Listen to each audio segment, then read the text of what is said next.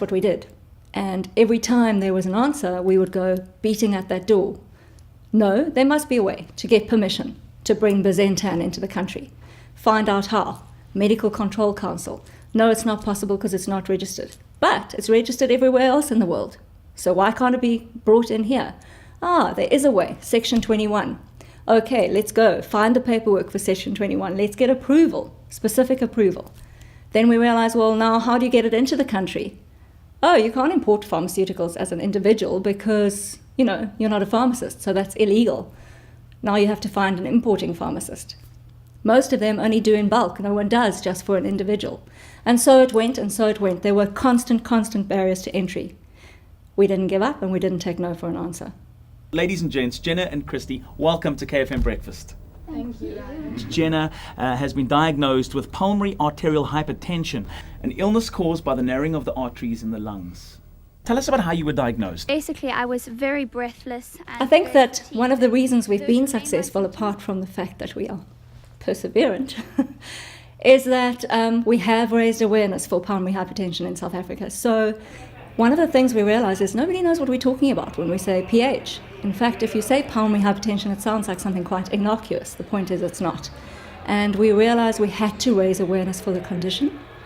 It very soon became something that Jenna was pretty obsessed with because she realized that if we can get earlier diagnosis for anybody else, we are helping them.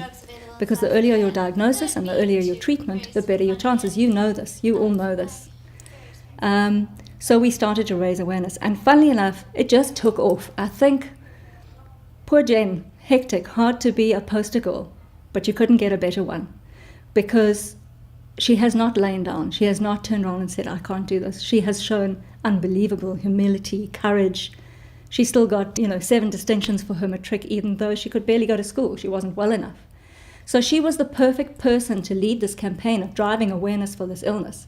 What it meant was, at the same time, we were reaching out globally through the use of digital media, our website. We started something called the Jenna Low Trust.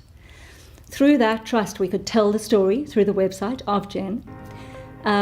Jenna and Christy wrote a song together, a beautiful song that was produced by a really well-known local band. And it is available globally on iTunes. That raises money for the medication. It also raises awareness for the disease. The song is called I Need More Time. It talks about Jenna's perspective on her illness.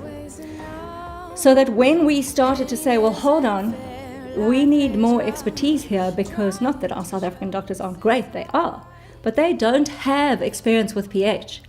There are doctors all over the world who do nothing but deal with pH. We needed those people on our side.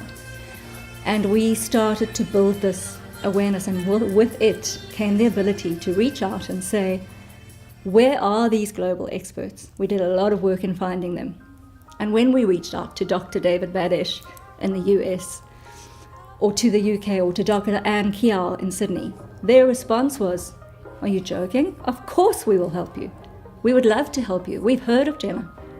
She had been blogging for PH Canada.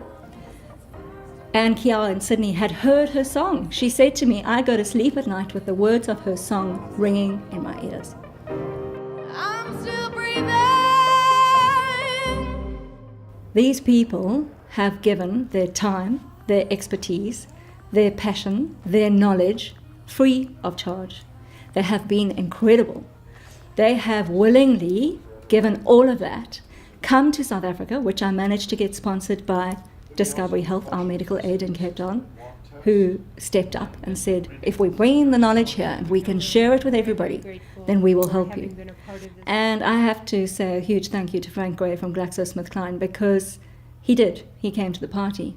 And I think that Jenna's probably one of the few in the world who's on Flowland on a compassionate basis.